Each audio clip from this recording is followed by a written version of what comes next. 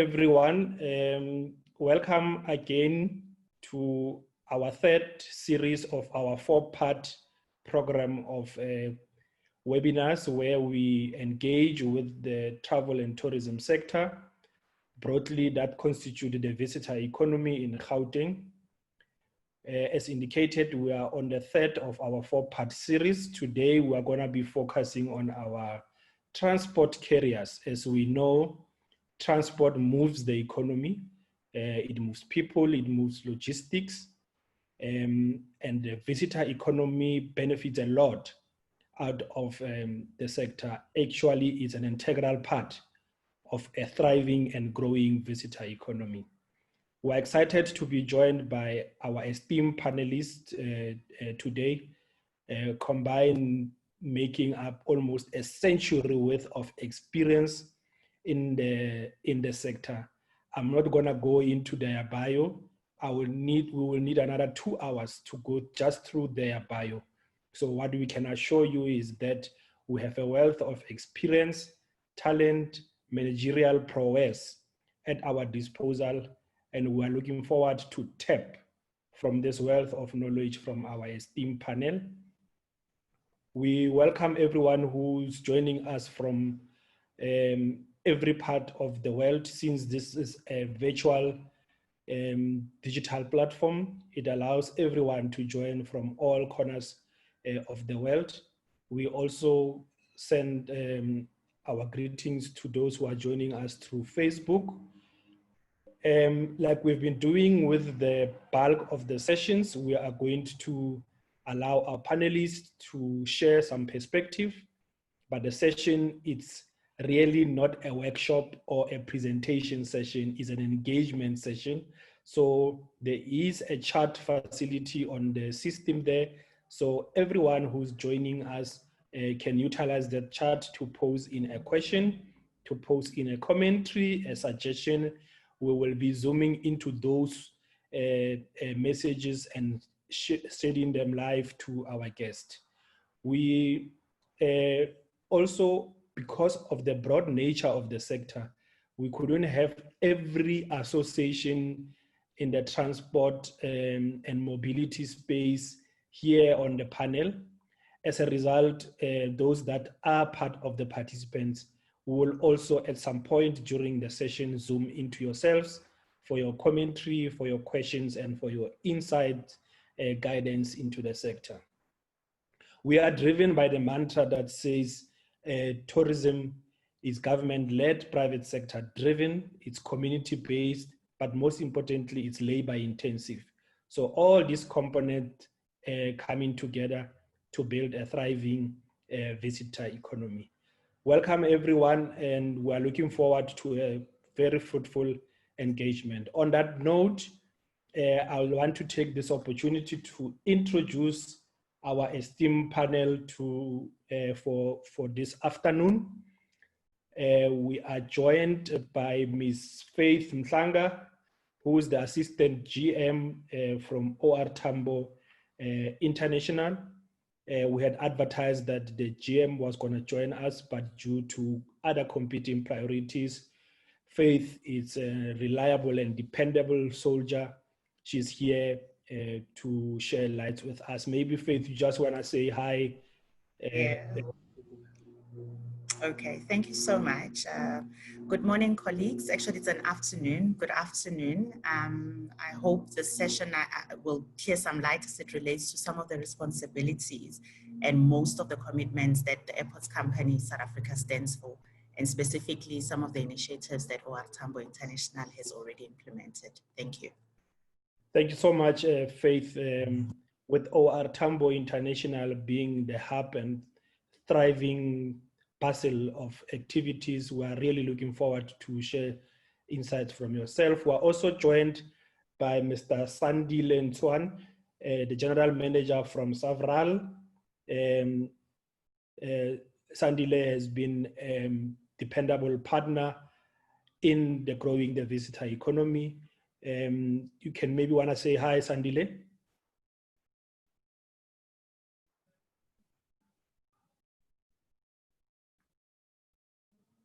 Sandile, can you hear us? Good afternoon, ladies and gentlemen. My apologies. Yeah, thank you very much, Baba. Yeah, as introduced, I'm from the South African Vehicle Rental and Leasing Association that plays a very key role in the transportation industry. We work very closely with other associations as indicated by Baba, you know, both within the Business Unity South Africa and in the tourism sector, certainly within the Tourism Business Council. Thank you very much. I look forward to engaging with you. Thank you so much, Sandile. We are also delighted to be joined by Mr. Trevor Teegler, Executive Manager, Commercial and Engineering at the Lanseria Airport, one of our fastest growing facility and anchor of our growth and development in the Northern Corridor, a stimulator of development closer to the cradle of humankind. Welcome, Trevor. I just want to say hi to everyone. Good afternoon, Baba, and to everybody else that's joined in. Yeah, nice introduction there. I think the President also put Lanseria on the map earlier this year, State of the Nation address, that we're going to become a very key component with regards to the pilot project of the smart, new, technologically advanced cities. So we look forward to sharing with the panel, as well as everybody else that's joined in, some of the initiatives we've already put into place and how we form part of the Golden Triangle network in aviation. Thanks. Thanks, Trevor. We are also joined by Shaun, Smeda, the Chief Commercial Officer of Intercape Mainline, our pristine bus facility that transports people in between provinces. Welcome, Shaun. Good afternoon, Baba. Thank you for the introduction. Good afternoon to all the guests and the rest of the panel. As mentioned also by our other colleagues here, that yeah, looking forward to share some info with you guys. We might not be the Golden Triangle in the air, but we definitely those on the road.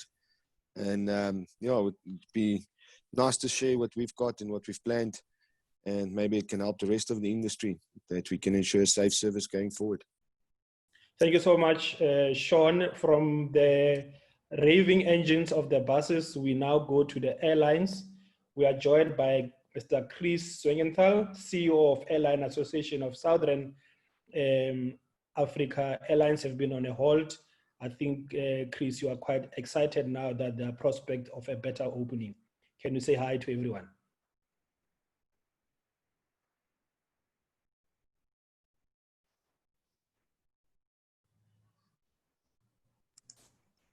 Chris, I think you're on mute. Yeah. I don't think unmute, but more particularly, maybe there's an issue with the headphones. So unmute yourself, sir, and try again.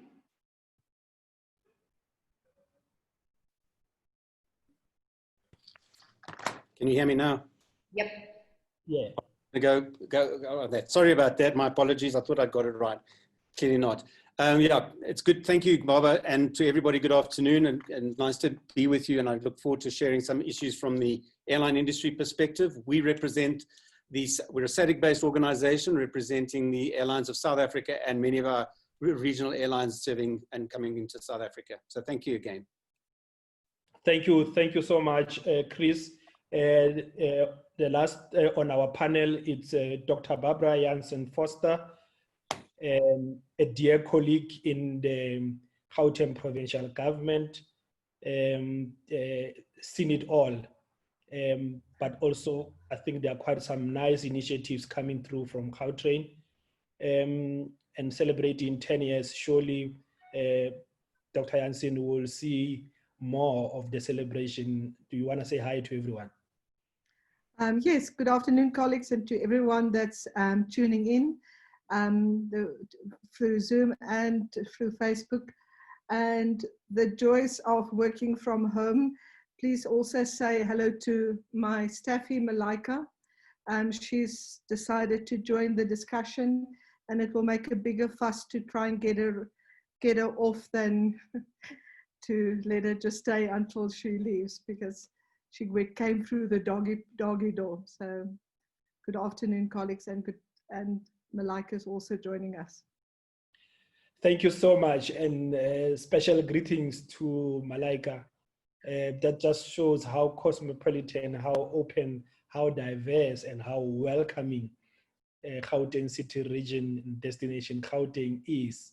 We're quite excited to be this open and lovely destination. Thank you so much, Barbara, for joining us. Thank you very much, everyone. Before we kick off, I just want to, it has been so much of a lockdown, we probably have forgotten some of our spaces and places, some of our vibey experiences in the destination. So as we discuss how transport can provide a safe environment for the visitor economy, let's also reminiscent of our spaces in Gauteng.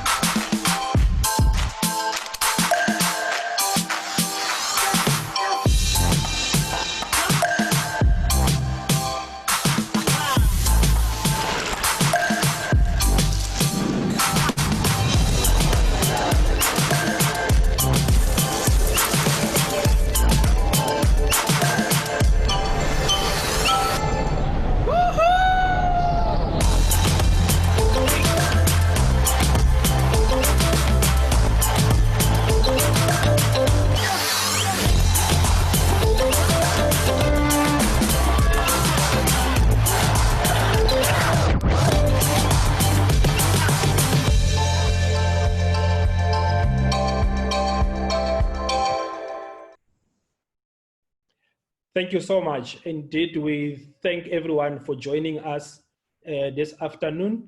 Maybe going straight into it, Chris, maybe let's start with you.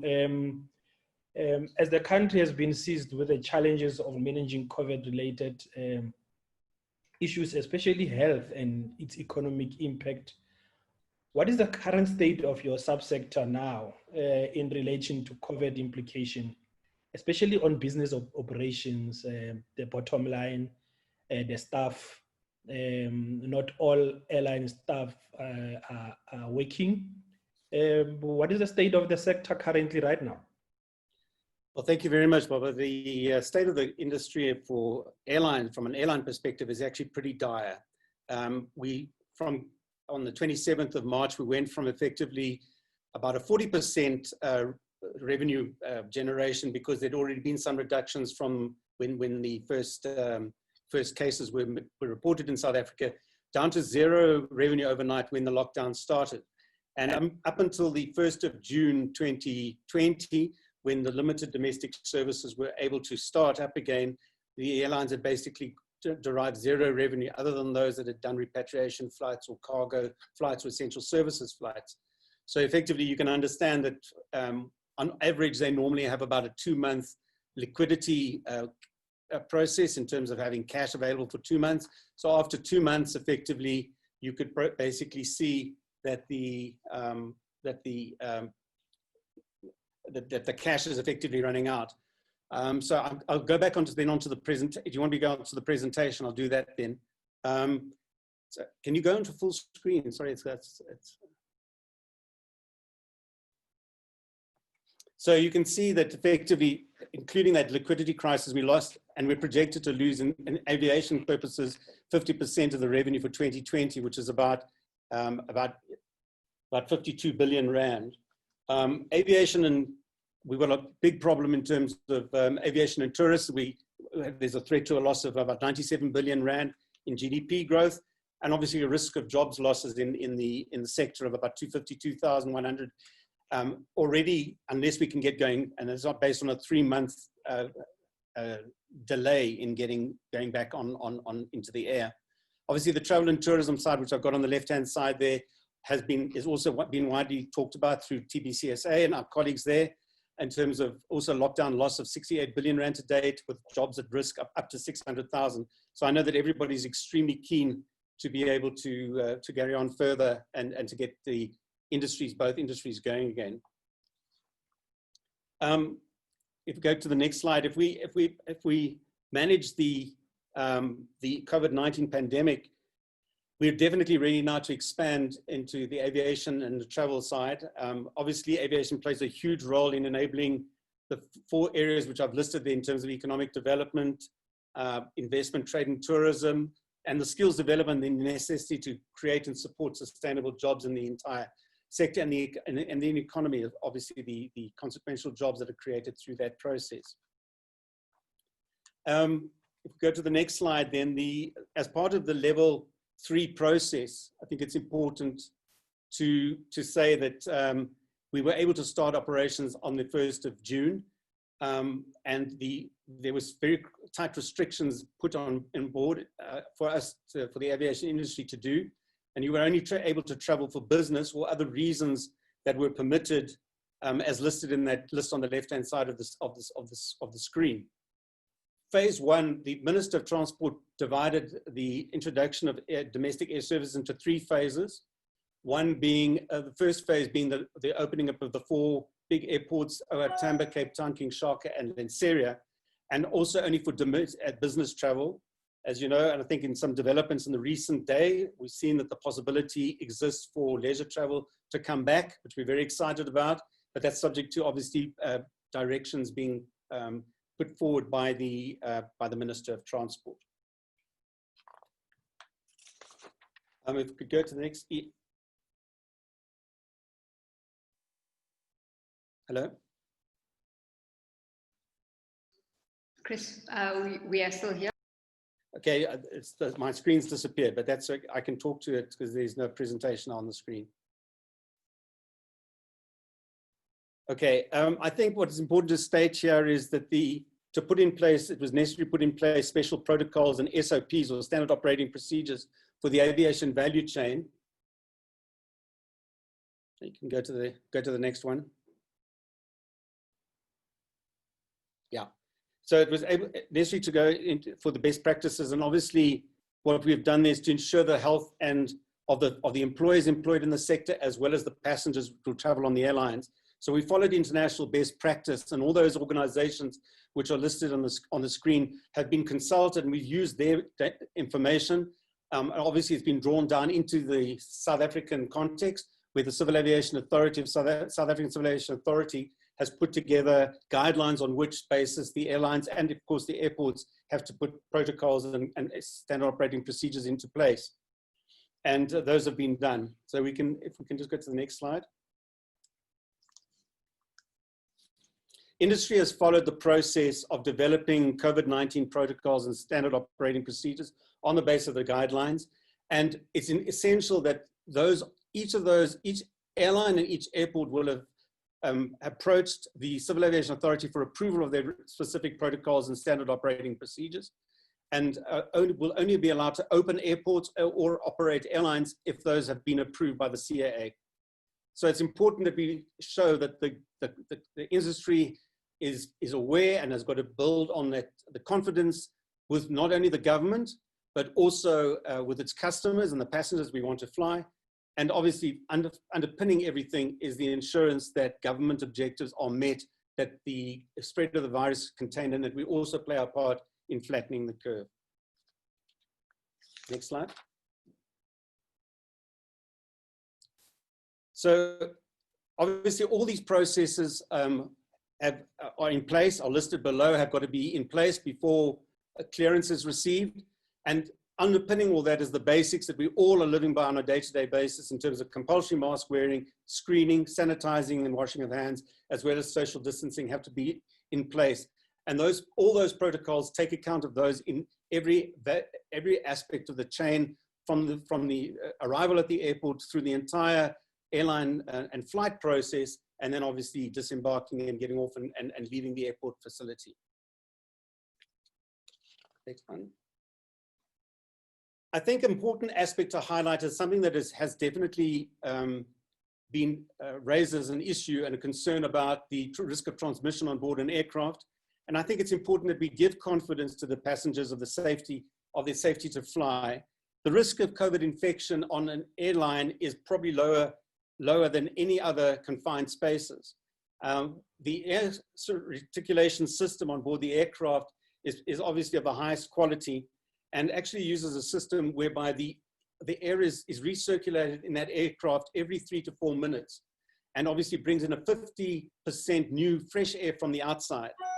And then obviously the reticulation goes through these filters, and everybody's probably heard on the media about the HEPA filters, the high efficiency particulate air filters, which have the ability to catch up to 99.97% of the viruses. So we are very confident that on this basis, the risk of transmission on board the aircraft is very low. And the biggest risk is what happens to us in everyday life. We go into the malls, we go into a shop, is that you come into contact with somebody who has tried to push the envelope and should not be flying and should not be even in an airport, and therefore that the risk of contagion is on that basis.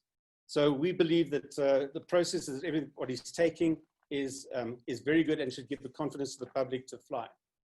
The next phase in air transport operation is that the phase 1 that I mentioned started on the 1st of June has been reviewed, and we're currently in the process of made a submission as the industry and its entire industry to the minister to look at expanding additional airports, as he announced at the time of announcing the level 3 directions.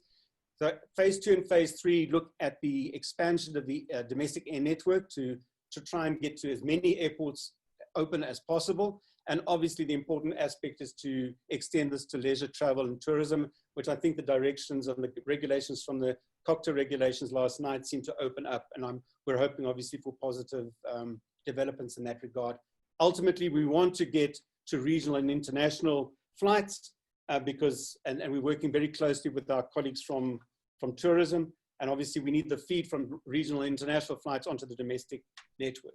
So in conclusion, Bob, thank you very much for the opportunity. It's important for us to build confidence with the passengers and with the governments to ensure that they're confident that we can fly safely and healthily, and obviously ensure that the travel experience of the passenger from start to finish is safe and that they can feel confident and enjoy the experience, although it'll be probably a very different experience going forward. Thank you. Thank you so much, Chris. Maybe just to continue on that note, so just briefly, so I know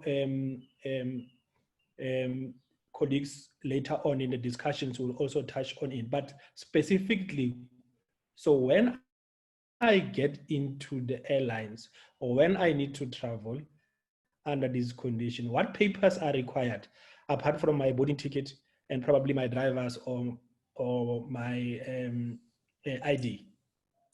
Well, at the moment, under the current level 3 restrictions, you require a reason for travel.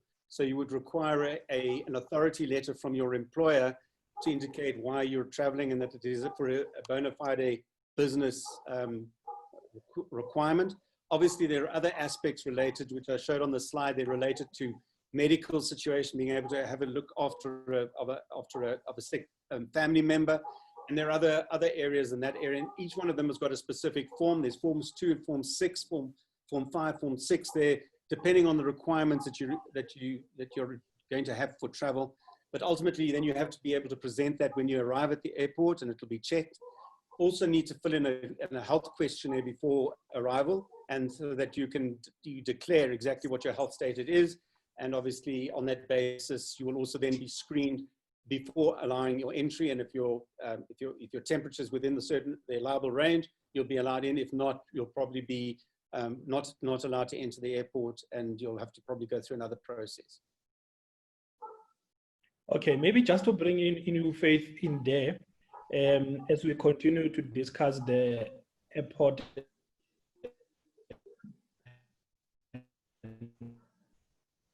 airlines environment. So what level of support and training guidance is provided to airport staff in the hub and almost the guy of the must-do, must-have in a huge facility like OR Tambo International.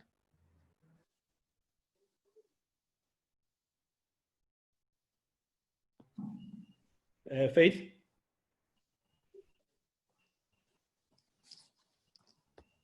Can you hear me now? Yeah, we can hear. Oh, okay. Thank you. Yeah, so thanks so much for that question. I think it's one of the fundamental questions that should be cleared, you know, in this path that we're working of increasing passenger experience and confidence. What we did is, as OR Tambo, we continue to operate throughout from level 5. Our focus at the time was to process repatriations flights, humanitarian flights, and medical evacuation flights. We had a proper operational plan in place, which we partnered very well with our airline stakeholders as well as our government agencies. By that time, we already had conducted our own risk appetites. We did our own risk and ecosystem risk assessment, which then led to prepare for us to open, you know, fully when we went to level 3. So the risk assessment entailed various components. It looked at all the service offerings that you find at the airport, from cargo, you know, the normal car rental areas, the hotel, the car rentals, the airlines, and even the retailers, such as restaurants, your kiosk, etc. So with that risk assessment, we conducted it collaboratively again with all the stakeholders that were involved. And each and every stakeholder was expected also to conduct their own risk assessment within their own operational spaces, which then complemented the overall risk assessment that we did. And we then sat down as the community and identified preventative measures that we're going to employ or deploy to make sure that we close these gaps in preparation to welcome our passengers now. And we did exactly that. It gave birth to us then putting in place measures such as protective screens. Most of the people that have already traveled domestically, they would have seen when you check in, when you go to the boarding gates, there's those perspex screens, protective screens. There's also floor markers everywhere. There's hand sanitizers as you enter the entrance. There's various other initiatives that we've put in place. Equally, all other stakeholders that operate in our realm have initiated same in their own operational space.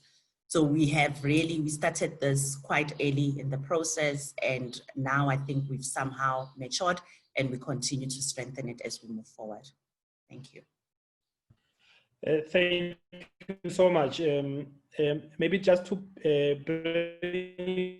in Sandile, before you get into the airport, it's either you use the Gautrain or you get there with a car. From the cars, the vehicle rentals, as an association, during a crisis, sharing of information becomes very key.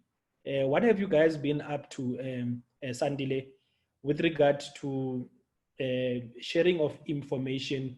What has been your preoccupation basically over the past 100 days?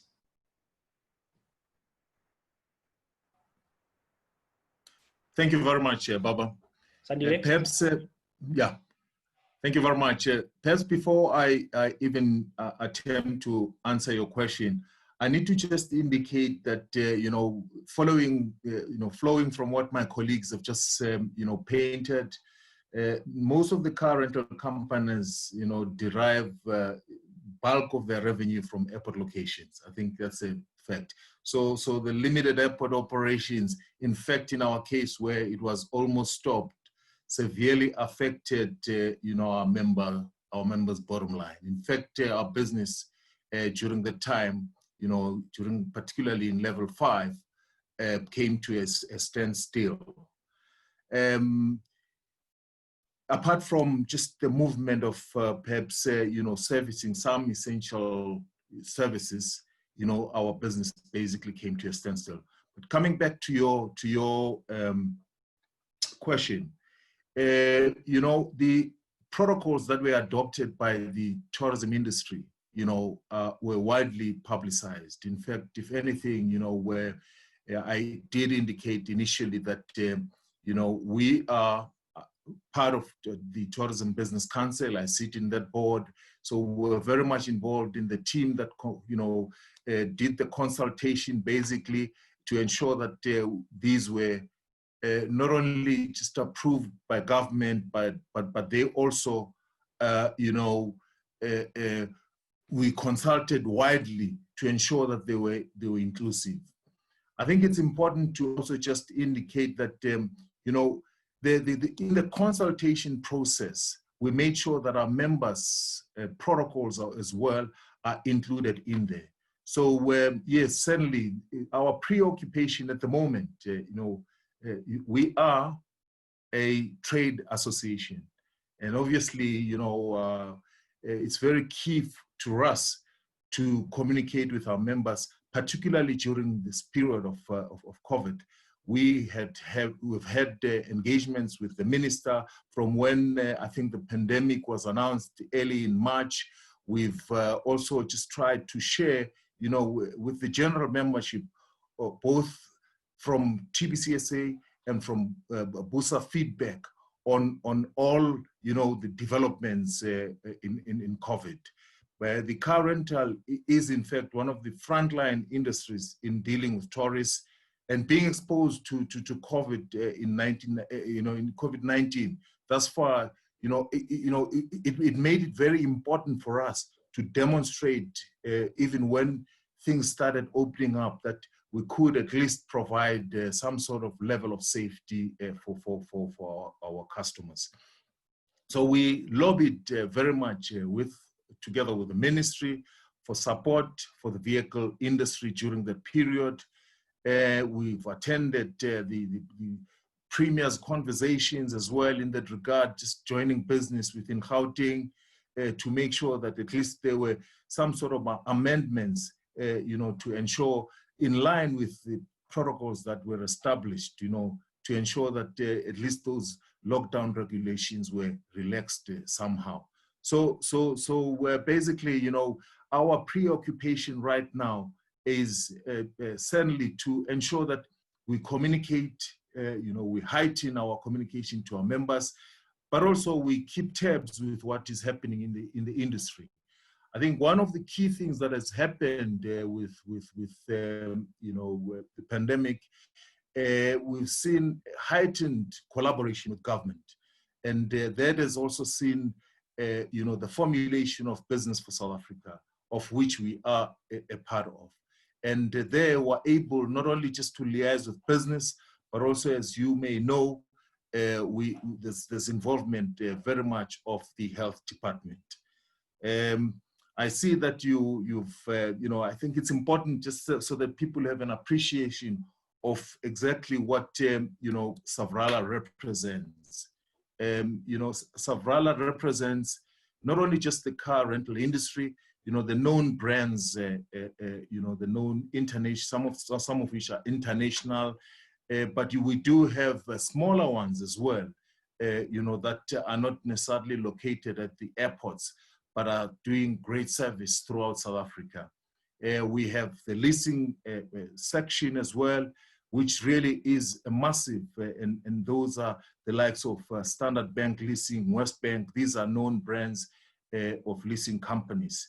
But also we have associate members who basically are, the manufacturers and OEMs that conduct that manufacture our vehicles. It's okay. A sizable business, and we're talking basically a revenue of just about 6 billion, with an average of 70,000 vehicles, excluding the leasing side. If you take all combined, you're talking just about 400,000 vehicles that we represent. I think one of the key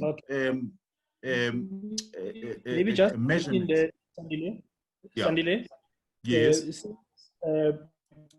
We are aware that you will need to be released later on in some few minutes. Right. Maybe just to go through the other aspect. not necessarily through the presentation, but we're quite interested to find out, especially with such a network of members, there's a general agreement that relief measures from government in particular will never be enough to support and cater for everybody. What has been your own initiatives and your members' initiatives in lending a hand to one another and coordinating your own measures to keep afloat? I can imagine this has been really a devastating period. Well, I must say that the government's relief measures didn't help much. You know, basically, particularly with our massive, a lot of our members, you're talking, you know, your listed groups, your, you know, that are really, and you're talking vehicles in excess of 30,000, and the 50,000 relief package that government you know, provided for small business wasn't really helpful to our members. I think it's a known fact that a lot of them have so much been affected that we're talking quite serious numbers of people that are potentially going to be retrenched. And, you know, so that has spoken to basically internal re-engineering on how they conduct their business going forward. So, you know, these are some of the things that we're looking at as an industry on how best can we, you know, best re-engineer our businesses to ensure that at least, you know, going forward, we're able to, with the stock levels that we have currently. I don't know if that answers your question. Yeah. Are you still there? Just there. So I'll pick forward. Yes, I'm asking, are we looking forward to see more domestic focused, more programs that looks into local consumption as part of your business re-engineering? Certainly. I think the current interprovincial restrictions, you know, are not really favorable, but the focus, as you know, is you know, domestic tourism, and basically that's where our focus is. Whilst there's some sort of relaxation in terms of business travel, it doesn't really, you know, impact much on our revenue because you know, it's got its restrictions. But if the interprovincial, at least travel was to be, you know, opened together with at least some sort of relaxation in terms of just the movement of people, then certainly, you know, that would see, you know, the rolling out of some of, you know, the improved methods that the industry has had to, you know, focusing on, you know, domestic revenue, domestic travel as well. No, thank you. Gauteng Tourism CEO, Ms. Yolanda Kona, she's here. So she's has really noted that point as the government collective continue to discuss measures to support the sector by opening up the economy, but making sure that the economy is open responsibly, balancing livelihoods and life. So thank you very much, Sandile. When it's time for you to dish, you can dash out. But thank you so much. We have your details, and those who are joining us will be able to share also the presentation, the insights from all our panel members in our chat platform and in the newsletter that we will provide once we concluded with our session. So once again, thank you so much for sharing such insights with you. As we continue from cars to the buses now, Shaun, I guess is the same challenge with you, no interprovincial travel. So what have you been preoccupied with over the past almost 100 days? Except for the wife keeping me busy. No, that's just a joke, guys. Afternoon once again to everybody. Yeah, I think just maybe some background for us. That's the, you know, the road operators. Level 5, the 27th of March, obviously when level 5 was introduced, there was no travel from the 27th of March. And then in May, there was a small grace period of 7 days where the Minister of Transport allowed people to travel, to make use of the window opportunity to travel home. And it was quite exceptional, 7 days. But after which everything just died down again. 1 June, we were allowed inter-provincial cross-province transport was allowed. But it's also, for us, for our industry, it's only on a 50% capacity, as well as you need to have the necessary documents in place, specifically Form 6 and Form 5, of which one of our previous panelists also referred to. So that also brought its own little challenges. So currently, as we're standing, we're about 10% operational versus this time of the year. We've basically lost out in the one of the biggest harvesting times in the industry, which is the Easter weekends. As most of you are aware, that is what, you know, all our bus operators' busiest time. So we lost out during that period. We lost out in the June-July school holiday. So yeah, we're looking forward to relief. As it is, it's very challenging with the 50% capacities as well as the permits. But let's be positive. To answer your question, I think the biggest thing that we've done is the moment when COVID was and the protocols came out, we actually, as a company, because it was new, I think, to everyone, we started making use of this opportunity, first of all, to educate our passengers. At the end of the day, it's all about the passenger. It's all about the person that wants to travel. And if he's not going to understand what's going to be needed from his side, then the confusion just becomes bigger. So yes, we got all our internal processes in place, as guided by the WHO.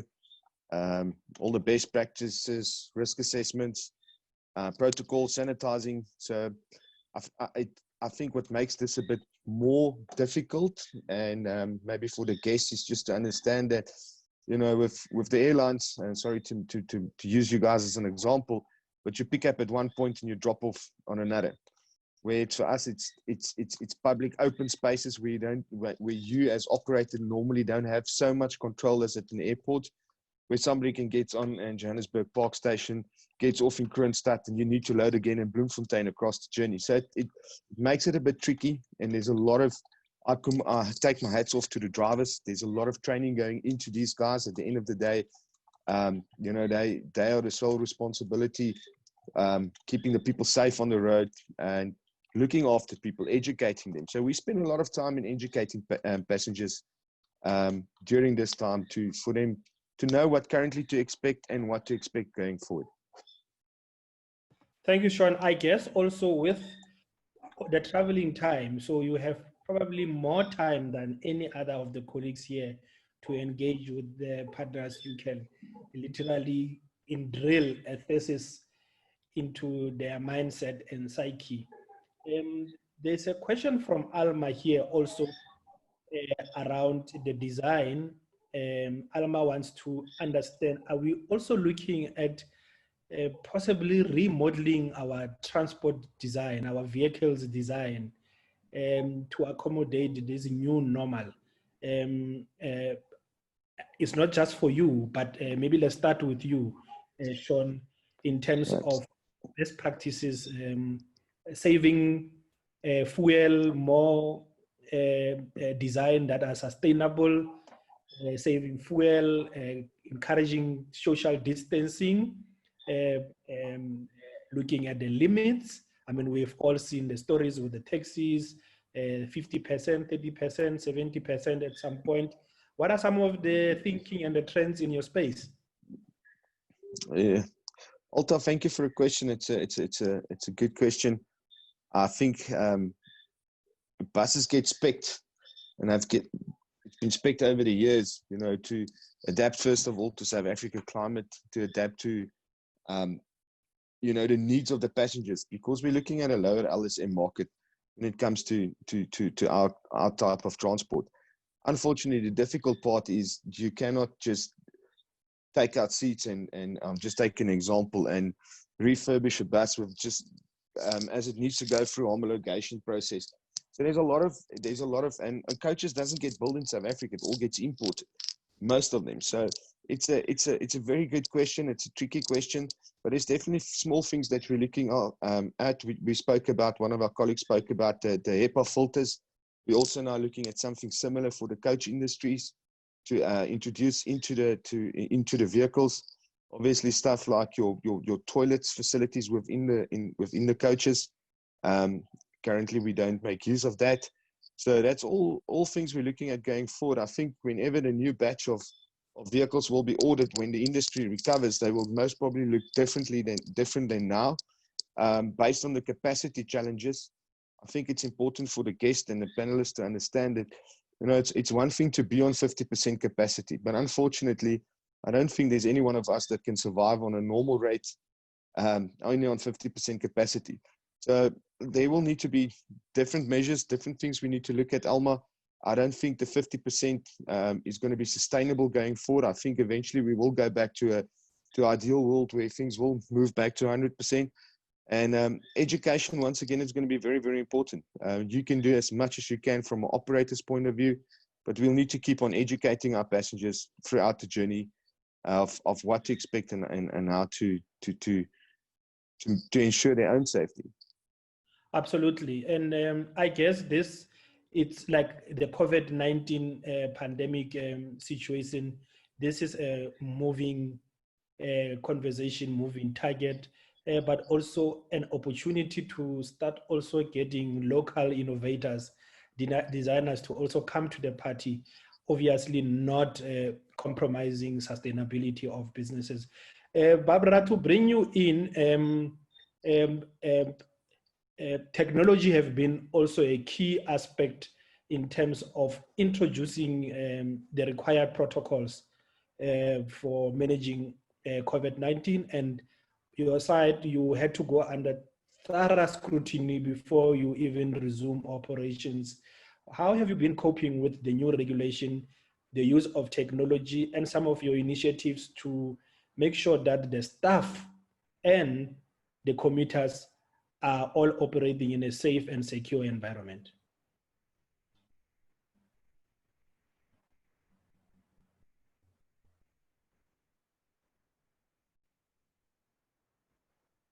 Dr. Jansen? For some reason, it seems like Dr. Jansen has dropped off the call. I know she was on and dropped off. There might be an issue on her side. May we move on and we will get Dr. Jansen back on the call. Okay, maybe let's get Faith back again. And again, Faith, you've been working very closely with all the operators, so maybe you can speak to that, especially the use of technology, not only for passengers, commuters, but also for your own staff.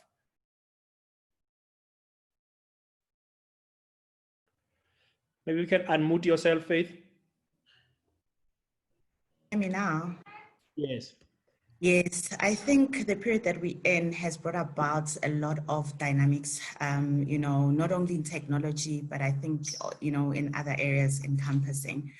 By way of an example, as it stands right now, you know, the technology that we have in our security system, where if you go through, it will beep and then you turn back.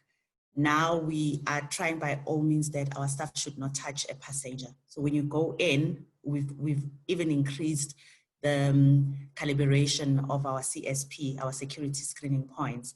So when a passenger goes in, they have to then go back again, take out whatever that makes, you know, that ignites that beep and go in. Up until then, there's no beep at all. So those are some of the things that we've somehow, you know, looked at. We are constantly looking at making sure that our passenger journey is automized from one end to the other. Even in our parking areas, we're looking at making sure that there's no buttons where you press and then you get a ticket. We are now installing a new technology that will enable for it to have a sensor. As you enter the parking station, when you just put in your hand and then a parking ticket comes out. So those are things that we're working on, but I can say even we've got currently in domestic, we've always have offered a VIP or premium savers where you don't have to stand on a queue, but then you have to just go in. And these technologies, thanks so much for playing this video. It will outline some of the key things from a technological perspective that we've somehow have put in place. I doubt that there's a sound there. Can they please activate that?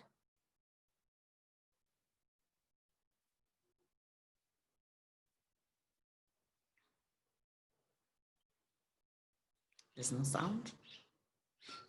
Faith, do you want to continue or allow the video to play in the background, or would you like it to play with the audio and then continue? Yeah, I think I'll help it. I'll be the voice of it. If you can please start okay, it. Brilliant. Let's begin it again, and I will cue in the audio if that's fine. Great. Yeah, so that's, I think the video will outline some of the processes that we've put in place. So yeah, please do play it, if you don't mind, please. Even if it doesn't have sound, I'll speak to it.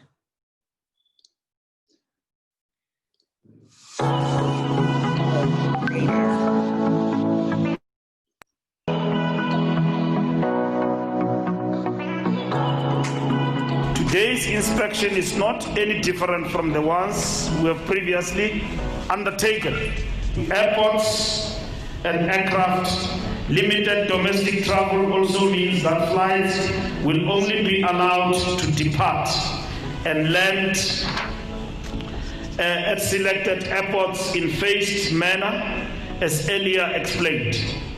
Only passengers will be allowed inside the terminal buildings. No accompanying members of the public will be allowed inside the terminal buildings. Temperature screening will be conducted at the terminal building entrances before any passenger is allowed entry. No passengers will be allowed inside the terminal buildings without the masks. AXA will ensure effectiveness of sanitization process before entering the terminal building, which may result in the number of entrances being reduced. All the airports will have markings on the floor, as you would have seen, social distancing of 1.5 meters. This will be applicable at check-in counters, security checkpoints, and airport lounges. All airline check-in agents will wear face shields, and the counters will be installed with protective screens. At boarding gates, boarding will be staggered and prioritized in terms of the number of passengers to board. All our commercial aircrafts are fitted with the high efficiency particulate air filters, HEPA. No catering will be allowed. No magazines on board. The last row will be reserved for isolation of suspected cases.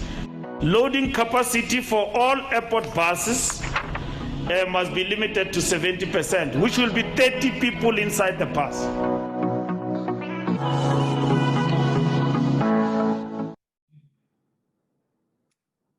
Thank you so much. So yeah, so what we've done also is, which is one of the changes that we've done, is that we now are allowing passengers to come to the airport 2 hours before departure, which has of course posed some challenges when we started at the beginning. You can imagine the first flight out is at 06:15, so a passenger is required to be at the airport at least 4 a.m. because, as Chris indicated earlier, there is screening that is required. There's checking of documents from a business travel perspective, which also at times tends to cause a delay for a passenger. So these are some of the things that we've done. We have, of course, not limited the number of entries into the terminal. We have COVID-19 floor monitors, which you'll see everywhere on the floor, carrying lollipops to help and direct passengers. So those are some of the elements that we've put from a human element perspective. Thank you. All right. Thank you. I'm told we've got Barbara back. Barbara, can you hear us? I'm back. I do have to apologize. I've lost the sound on my computer, rebooted, still didn't have audio, so I had to come back via my phone. I do apologize for that. No, thank you so much. We just wanted to check with you, how have you been utilizing technology to make sure that you are compliant with all these regulations, not just for the benefit of commuters, but your own staff, but also sending out a message out there that we are a responsible destination COVID-19 is giving us an opportunity to enhance our competitiveness. What are some of the initiatives from your side? Well, it starts with the beginning of the journey. So we have, well, long before COVID, we have where you can top up your cards, the Gautrain cards, via our app or your or on the website. So when we brought the system back into operation in on the 4th of May, we encouraged our commuters to please do the top-ups online so that they don't have to queue at the stations or at the ticket offices or at the ticket vending machines to top up cards so that they don't social distance. So that was the first thing we did in terms of using technology. And then also with regards to social media, we communicated, and we in the advantage position that 90%, 99% of our passengers, our commuters are on social media and use our social media platforms extensively. So we did go viral in terms of our communication. One thing that we did try to do in terms of technology, if you want to use it that way, and keeping in mind that we started planning for opening up Gautrain on the 4th of April, way back in the beginning of April. And we plan to use the sanitizing platforms, so the sanitizing tunnels, if you may, to sanitize, spray a thin mist, and also to use that for thermal monitoring of people's temperature. And then we were piloting it at 2 of our stations, Hatfield and Midrand. And we used it from the 4th of May, and on the 16th of May, the World Health Organization made a calling and said they strongly recommend that these tunnels, spray tunnels, should not be used. So they made a decision not to roll it out to our other stations. We still use it for the thermal screening, but not to spray people. So so you learn as you go. You learn as you go along. You know, when we started planning for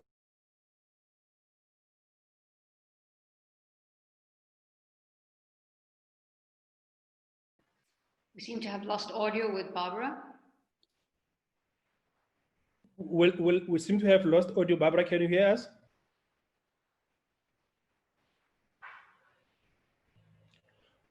We'll try and reconnect back to you. Maybe this is a time again to bring in Shaun, not Trevor.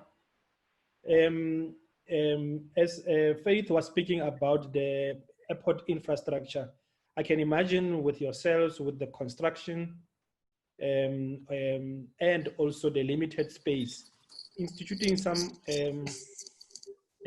Trevor, instituting some of these measures in terms of space should be a challenge for you guys. Trevor? Yes.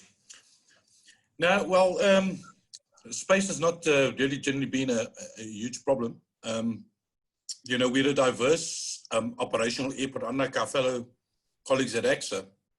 So we have a combination of commercial scheduled airlines as well as general aviation, and then of course a lot of flight training schools.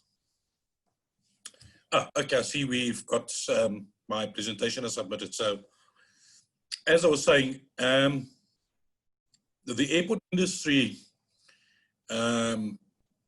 under the directive of Airports Council International, which is ACI, together with IATA, which is the Airlines Association that Chris referred to earlier on, with the World Health Organization, etc., they actually formed a aviation recovery task force under the acronym CART. And in that, what they did was they linked the airport and airline requirements, which was globally accepted practice, as a basic measure of getting the industry back up and running. So typically the access control, temperature screening, physical distancing, the face coverings, self-service check-ins and boarding procedures, and then obviously the cleaning and sanitization of not just the high-touch areas, but also aircraft, etc., etc. So as an airport, we obviously followed the guidelines that were set out by the South African Civil Aviation Authority and ICAO, along with the Department of Health and Department of Transport. Lanseria, as part of that opening of airports Chris referred to early on, was the only airport that was required or had some constraints with regards to port health, which we then addressed with the Department of Health to get the final approvals, which was then granted. I think the biggest challenges that we're all kind of facing in the aviation community is, you know, the general public out there would have more used aviation for leisure travel. So outside, you know, the norms of the old business travel, etc., etc. In our instance, a lot of our travelers were, I think the split would have been about 70-30 in favor of leisure travel. And that is the side that I think has been hit the hardest. And I think Chris alluded to that earlier on with the opening of borders and so on, which is only really scheduled for level 1. Having said that, level 1 seems to be still quite a distance away. And having just recently monitoring what's happening globally, many countries are now moving to opening up their borders, in particular to stimulate tourism. I know Spain has now removed the 14-day quarantine to allow the UK potential tourists to come in and come and spend their holidays on the Algarve and so forth. So the biggest challenge that we're sitting with, and that's why we're also in support of all the tourism initiatives, is that tourism plays a key fundamental role in stimulating a market out there where people are unsure when they can travel, where they can travel to, if they do, and I know I appreciate the fact that they may not have access to funds, but if they do, you know, what is available, where can I go, what can I do? And it's the domestic market that I think is the hardest challenging market for us currently. And at the moment, you know, international travel is probably not going to come back to the country, and Chris can assist me here, maybe towards December or early January. So as South Africa, we need to actually look internally, is our opinion, and see how we start kickstarting this tourism market by getting South Africans to travel internally. And I know we've got the SAVRALA, we've got the bus coach companies and so on. I'm sure they are affected with that as well. So, you know, one is to almost kind of go back to re-engineering this whole thing. We all got to think differently and sort of re-engineer our businesses. But I think from where we're sitting to get aviation up and running, we can demonstrate the safety initiatives and everything else that we've put in there. But I think what we need to do is more to look at how can we start putting together simple packages to the general public, you know, even if the margins are maybe just at break even, just to get people moving again. And I think that for us, if we look at the aviation industry in general, in conjunction with our tourism colleagues, is going to be one of the biggest challenges. The sad reality for us is just pre-COVID, we had launched what we termed the Greater Lanseria Tourism Initiative, because there's so many jewels, untapped jewels in this side of the world, you know, the Northwest province, which sits 10 minutes down the road from us, as well as Cradle, the Lion Park, and so on. And I think those are the kind of initiatives that we need to kind of look at to the local South African market or the domestic tourism market, and look at exploiting those opportunities that sit there available to us. So, you know, we shouldn't just be relying or be looking sort of outside the borders. Maybe as a quick win is to possibly look internally and say, well, what is it that we need to do or can do together as a collective to at least stimulate some interest in getting people to consider moving again? Absolutely, Trevor. Yeah. I'll stop there. I won't go through the presentation. I'll stop it. Thanks, Barbara. That was just my 2 cents worth.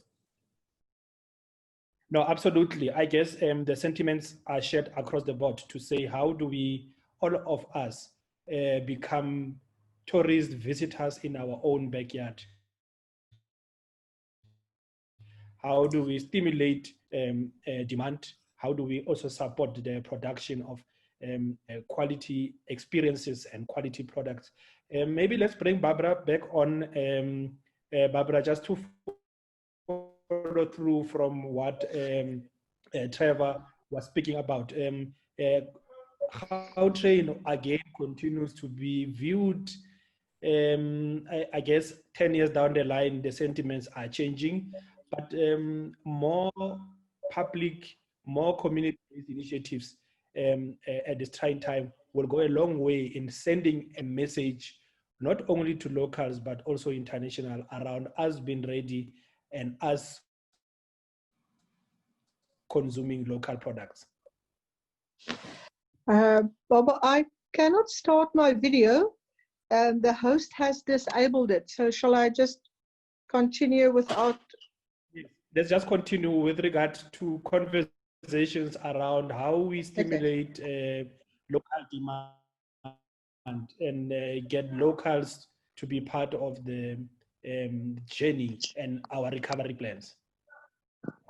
Baba, if there's a video, can I ask your technical team to first video that I've sent, if you can, it's about a minute long, if I can ask you to play that first video, that's sort of part of the first stimulation, getting local markets to get back on the train.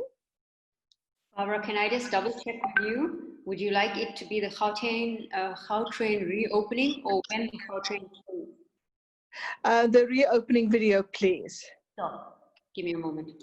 Thank you. Then I'll talk to that.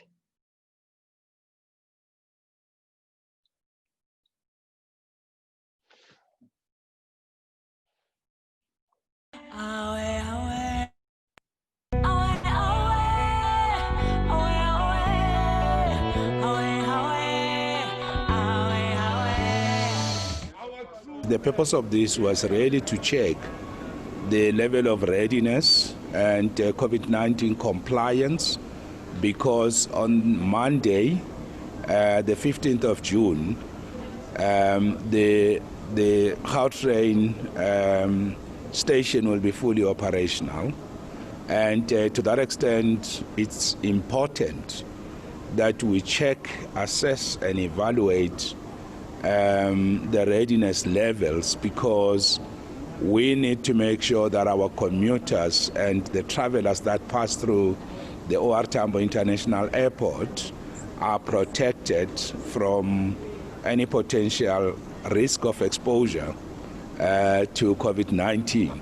I was very much impressed by the level of interface between coming out of Gautrain into the airport, and that means the Gautrain Management Agency and AXA have worked so well for the benefit of commuters to have a seamless interface. One single point of interface from Gautrain into the airport, and all the controls and the checks are in place without any inconvenience to people that are traveling. So it is very much important that we understand that Gautrain's readiness and its operations positively impact and has a multiplier effect on other areas of the economy that we may not be able to see. And it touches different aspects.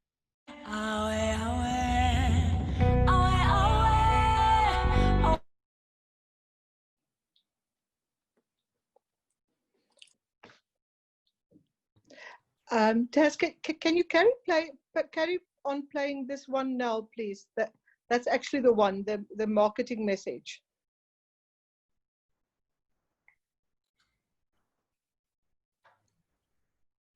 Barbara, can I just double check? Would you like, so we've played. Yeah, let's speak to it. We are moving along with our time, colleagues. Let's speak to it. Okay, I think that this message that we just played was a very important message. You could see also Faith there. That was trying to convince people to get back onto the train, get back to airports, that public transport is safe, because we are, it is very tough to get people back onto public transport, as all the colleagues have said today. We have pre-COVID, before COVID BC, we've had about 50, 60, 66,000 people on the system every day. We opened on the 4th of May. The figures we had on the train yesterday was just over 6,000. We will not have the 66,000 passengers back on the system before June next year. We opened the airport line on the 15th of June. We had 134 people on the airport line yesterday. We are handing out three cards, Mahala cards, to airport travelers at the Tambo station. And that's the uptake. 134 people are taking up the offer. So we as the tourism industry really will have to work very hard together to get people back into public transport. As everyone has said, public transport is safe. The aircrafts are safe. We are filtering, as the airports, the airlines are doing. We have taken extra precautions in filtering the air that's coming into the Gautrain. After every train trip, at Hatfield Station, at Pretoria stations, the trains are getting desanitized. They are being wiped down. Social distancing is in place every second, and as you will see in the presentation, every second chair is blocked out on the trains, on the buses, on the minibuses. There are decals on the platforms where people are allowed to stand. As you can see in those photos. Gautrain is just about the safest public transport rail. Well, we're the only rail system back in operation at this point in time. Metro Rail was supposed to start on the 1st of June. They've decided it will only come back in July into operation. We're the safest way in getting people to the airport. And yet we had 134 people back taking people to the airport. So we'll really will have to work hard in getting people's faith back into public transport. I'm not sure, Faith, maybe you can tell us what are the figures through the airport. I'm not sure what SAF Air, what they are carrying and the figures through Lanseria, but we really have a problem in terms of getting people back. No, that's fine, Barbara, and the colleagues.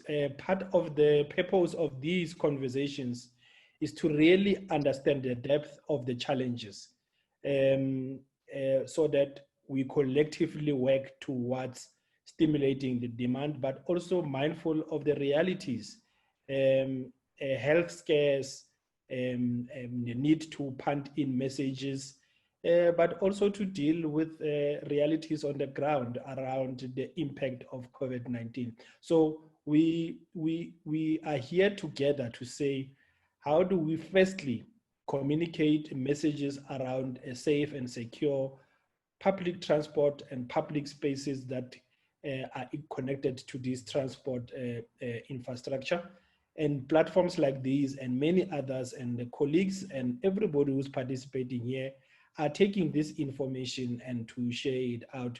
We'll come back to you, Faith. I just want to bring Chris to the conversation, especially Chris, about your view in terms of post-COVID recovery. What will be the setup like? What will drive conversions? Assurance, as it's coming out now, we don't have the same numbers because we're encouraging everybody to stay home. We're encouraging everybody to do social distances. We're encouraging everybody to follow their protocols. So what will drive conversions as the sector gradually opens? What will ultimately drive recovery? And what are possible new opportunities? In the midst of every crisis, there are opportunities. And how are you guys getting yourself towards that? Thank you, Baba.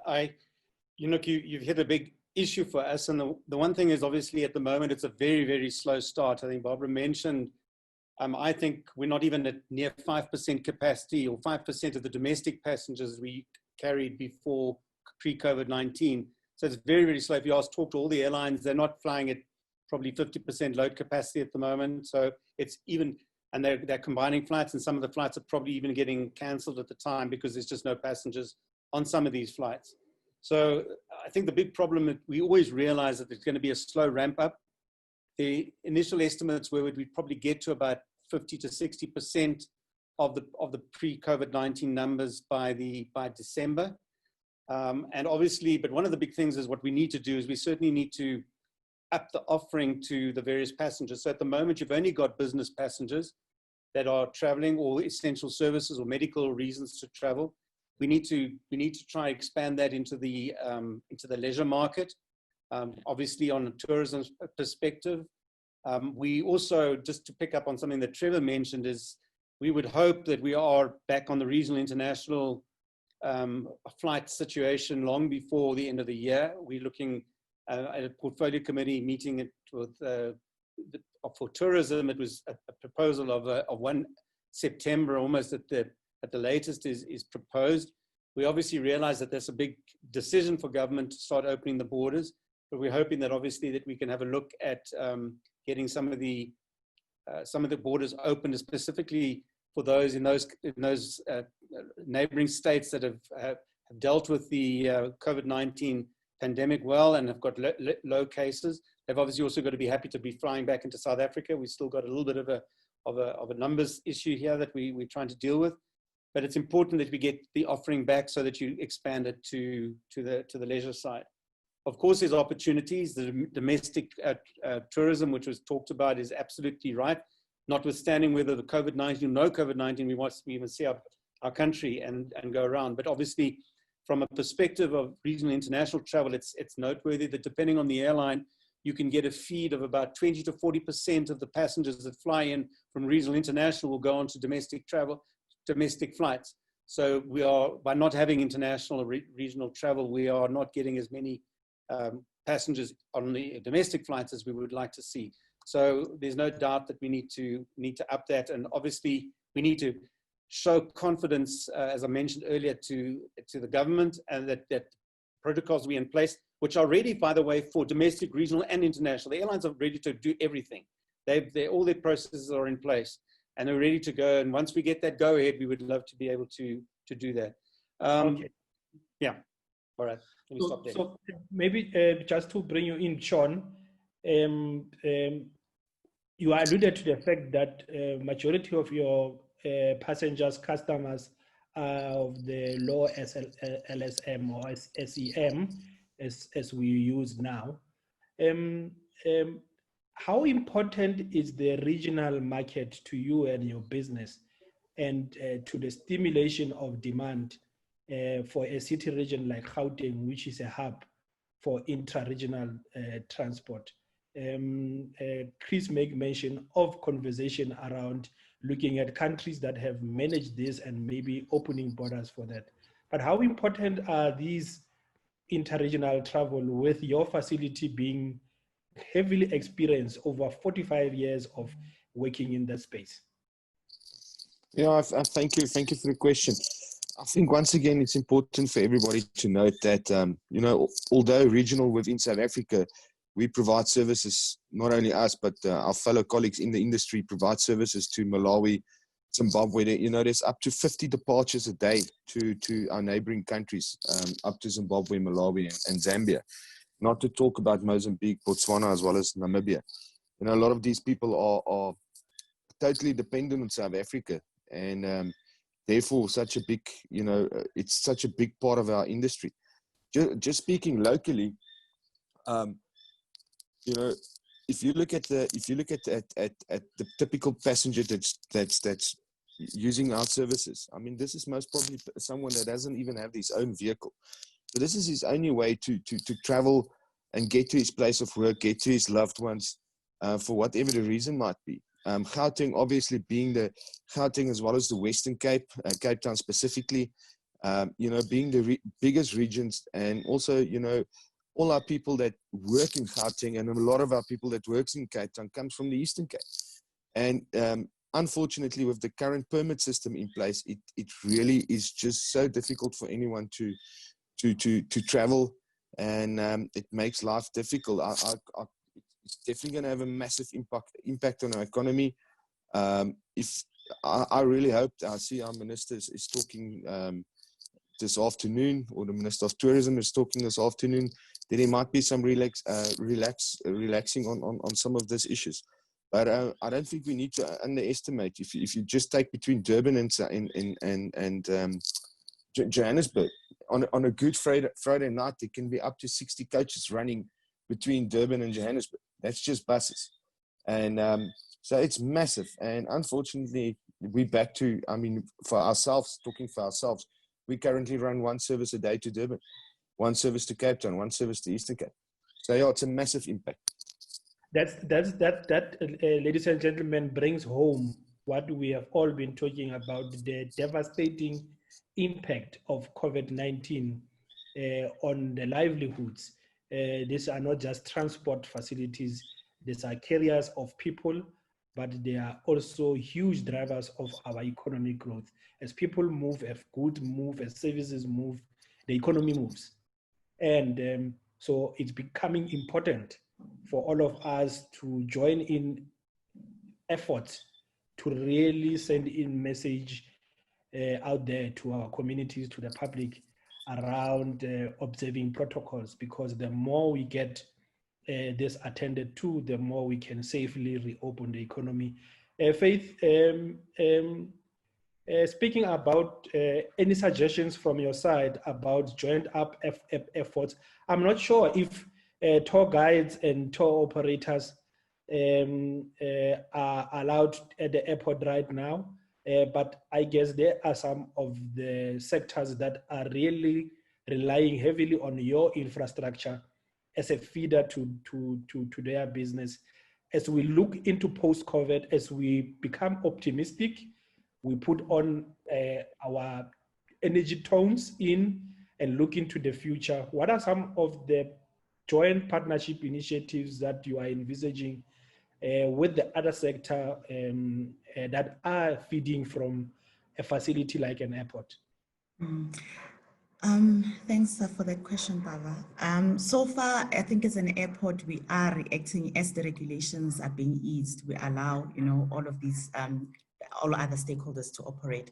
By way of an example, like Barbara said, we allowed them to start operating as early as June because the regulations were permitting of them to do so. We've got meter taxis, we've got buses, we've got tour operators that are wanting to operate, and we've allowed the space for them to operate. So we have not limited anyone. Although the upper roadway and the lower roadway are currently closed, and as said earlier, meters and greeters are not allowed into the terminal, the entry points, we've got like in Cape Town, we now have a dedicated pickup and drop-off point where all of these services from a ground transportation perspective can be found. So currently we're using MSP 1, level 2 as the pickup and a drop-off point, and an area where e-hailing can be found there, your Ubers, your Bolt, tour operators, meter taxis, and any other transport operator. And then the bus terminal, which is more almost at the back, close to the Intercontinental Hotel, has also since been opened. So any tour operators that have been trading before, they are allowed to be trading again. But the pickup point or the meeting point with their customers or their clients will then be at MSP 1, level 2. So we will continue. We appreciate all the, like I said, through the risk assessment, it has kept the conversations going. Our partnership, I think, with most stakeholders is stronger than ever. And we continue to then march ahead in making sure that we collaborate better. Thank you. Thank you very much. We are almost behind time. With your permission, our panelists, we had some little bit of technical glitches. If we can just spare some few minutes so that we can wrap up nicely. There are lots and lots of questions on our chat platform. I can see them. So we will be, we've been giving some of the colleagues literally responding to these questions, but as indicated, we will package them, share with our panelists, share their presentations, and respond accordingly to members. But at this moment, I'm going to allow for a question from the floor, from the participants, as we said. If there's anyone with a question from our participants. Otherwise, we have seen a lot of questions on the chat. If there is no specific hand, we will continue with the questions on the chat. Mainly faith around messages of security, reassurance, but also public awareness, making sure that the public is aware.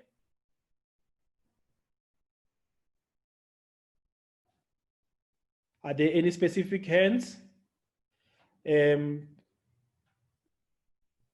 Naz, do we have anyone? Doesn't seem to be at the moment, Mr. Baba. I don't see any hands raised. I know we do have a lot of questions on the chat, and as you have said already, we will package those and release them also on social media. So, okay, thank you. We will also encourage everyone to continue the conversation. Mr. Baba, I just got a note from Sandy here in the chat saying Zakele is raising his hand in the video. Sandy, thanks for bringing us to that to our attention. Zakele, so Zakele, go ahead. Go ahead, Zakele. Hello everyone. Yes, go ahead, Zakele. Thanks a lot.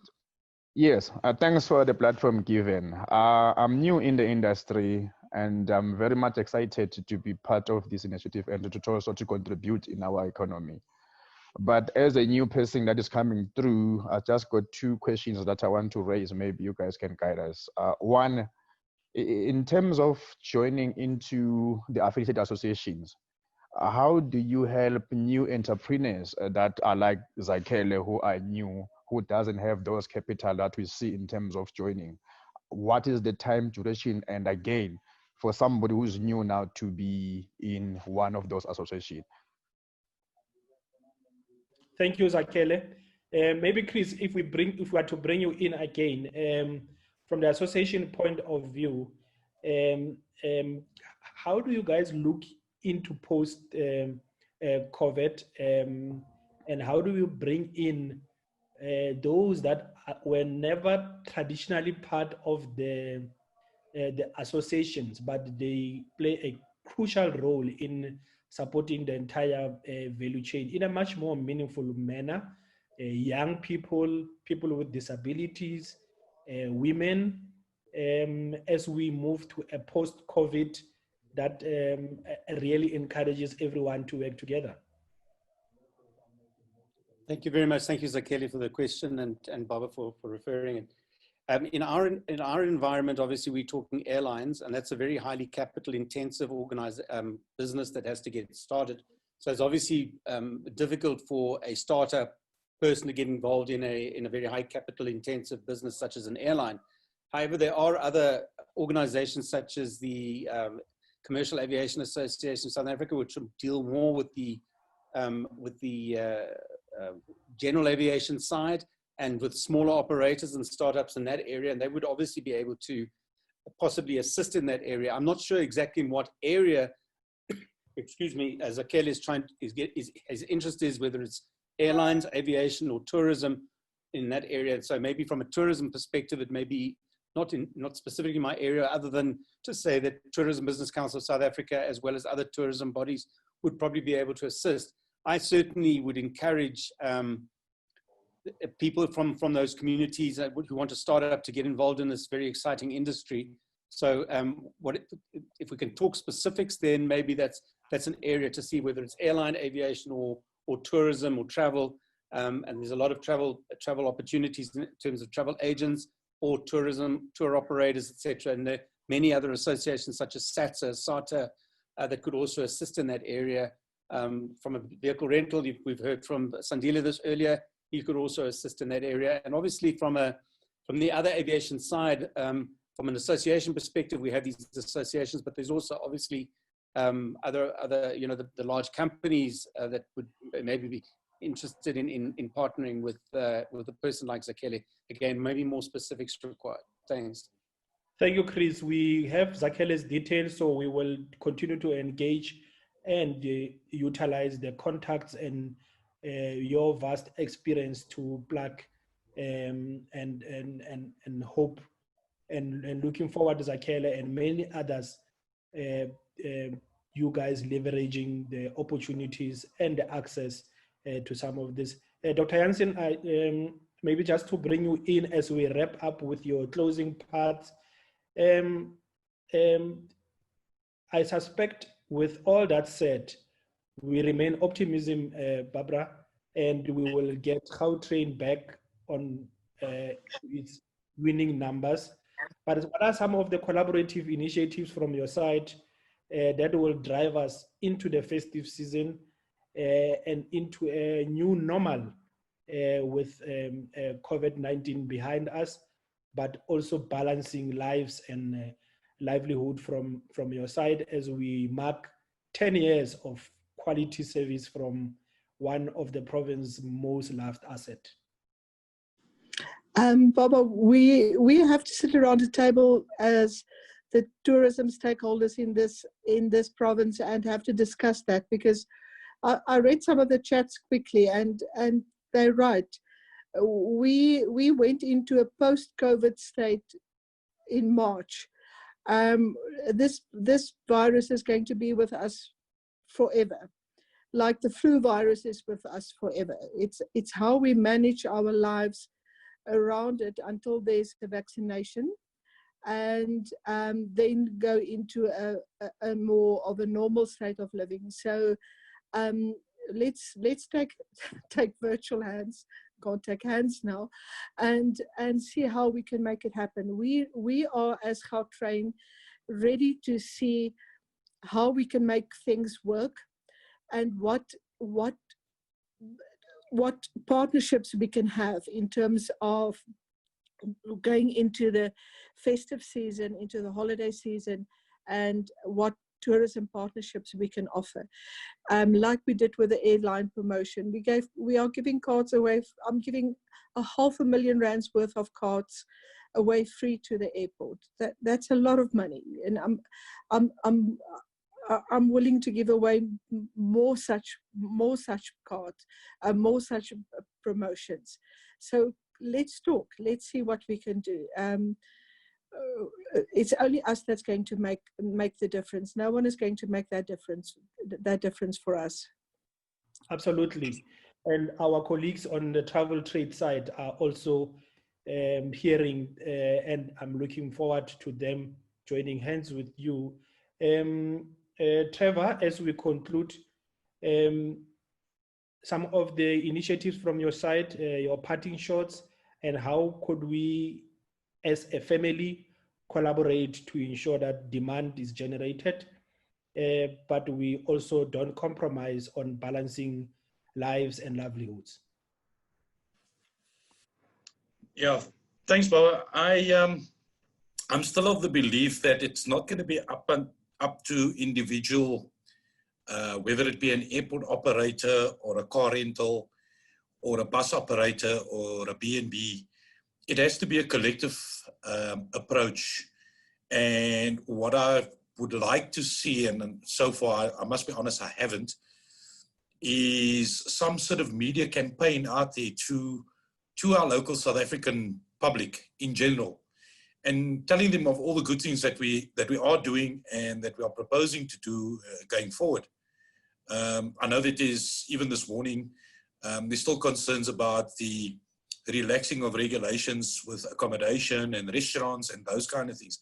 And I think those are the initiatives that, as a collective, as a South Africa, to stimulate movement needs to be done. And, that is why I think that this initiative by GTA is so important. Unfortunately, it's obviously for the Gauteng province, but I think it's something that we need to do, where we need to say to all the provinces and to the country as a whole that, these are the good things that we are doing as an industry to make it easier and safer for everybody to travel, and that they understand, all these nice initiatives that's out there, which would then hopefully open up people's minds to say, hey, I didn't know that's in place.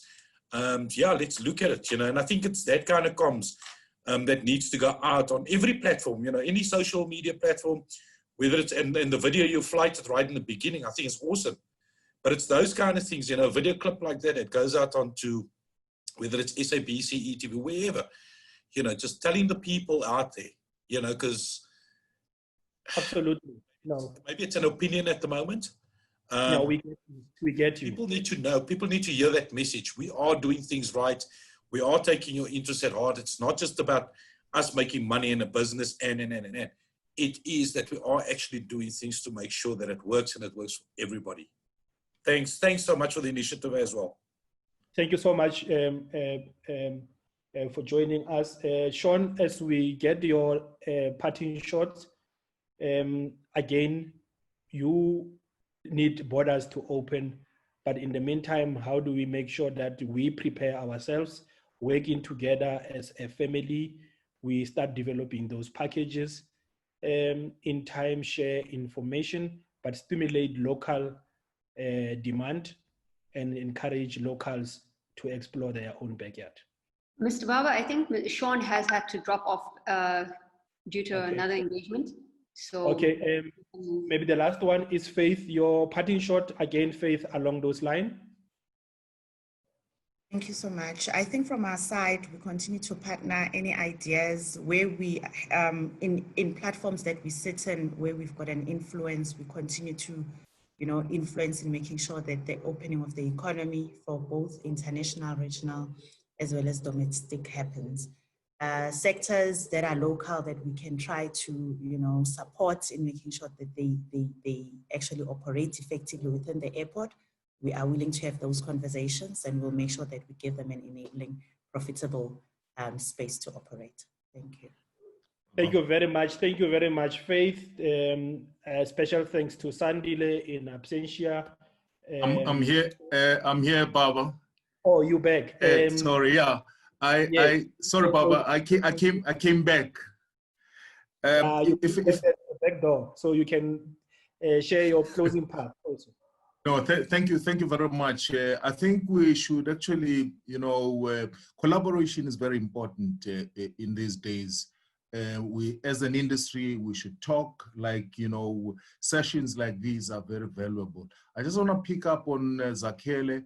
You know, one of the initiatives that we're driving as TBCSA is obviously the whole issue of transformation. And I know I've looked at his answer where he operates. I think he would be best suited within SATSA. And SATSA is a member of TBCSA, certainly within our board as well. So I will direct him there. But, you know, earlier, just as a parting shot, you spoke, we've got to be, obviously, right now, the car rental is sitting with, you know, very high stocks, understandably. And, you know, if you look at our holdings costs, for instance, per vehicle, you're talking almost around 3,000 to 4,000 rands a month. We've come up with some proposal which may, you know, it's quite drastic, but it may also be a controversial. Particularly, you've got to be sensitive to the other industries that are providing transport. But I think the proposal is just to get the commuter into the rental, you know, cars, ensuring you provide that level of safety. So it's something that we are talking to government about, to say, you know, at a reduced price, you know, provided obviously the commuter is also just, you know, subsidized as well. But these are some of the things that I was talking to when I say I think the industry has got to, you know, not only be internally focused, but you've got to just in line with all the advice that we get from the Ministry of you know, Health as well. I think we've got to get together and provide, you know, creative solutions. Thank you very much. Thank you so much. Absolutely. And then Shaun, your parting shot, cost, stimulating local consumption, piloting, making sure that everybody is on board, and encouraging and creating confidence out there on the utilization of the facilities. It's a key takeaway from this conversation. Your closing comments. Mr. Baba, Shaun's not on the call. I know he had to excuse himself, so we can do a wrap up, I'm sure. No, that's fine. Then that brings us to the end of the conversations. It's not the end of the conversations. The conversation will happen under hashtag GP Tourism Engage, hashtag Visit Gauteng. We will encourage all of our participants to continue sharing with us their insights, their info. We will next Tuesday again have a webinar that looks into the business events, that looks into events and transport and airports plays a crucial role as part of the entire network. So we'll encourage everyone who's here to also join us on Tuesday, 12 o'clock, the same time, for further engagement as we continue to mobilize stakeholders for a stakeholder, customer, community driven reopening of the sector that balance livelihoods and lives of our people. We really thank all our participants. We thank all our panelists. We really appreciate your insightful contribution. We thank you, CEO of Gauteng Tourism, for today deciding to sit at the back seat and literally absorbing everything else. That's how we build a competitive tourism sector and a visitor economy that is government-led, private sector-driven, community-based, consultative, and labor-intensive. With those words, we'd like to thank everyone. Continue the engagement, GP Tourism Engage, hashtag Visit Gauteng. But because it's Friday, so we just don't want to leave. We'll leave with some of our images, our content, our videos. So stay behind for the next 3 minutes to look at some of our videos, our images, and the lovely celebration of the African footprint from Gautrain as it celebrates 10 years. Let's stay for the next few minutes, but thank you everyone. Thank you for the participation, and see you again on Tuesday. We'll continue to share information. We'll use our webinar chat platforms and our emailer to share the presentations. Let's wish everybody a safe and lovely weekend with those sounds, music, and experiences. Thank you very much.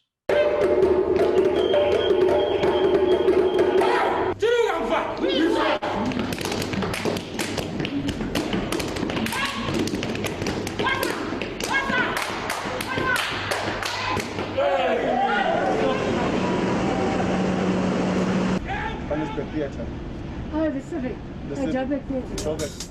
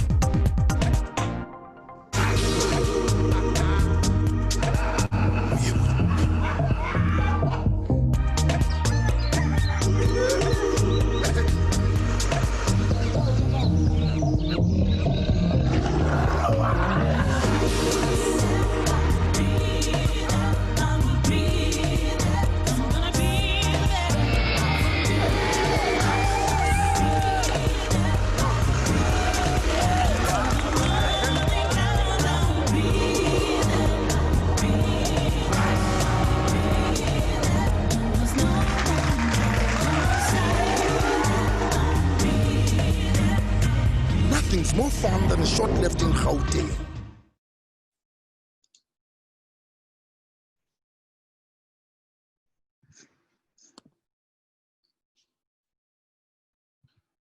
Thank you, everyone. Cheers. Cheers. Thank you. Thanks. Bye, everyone. Bye.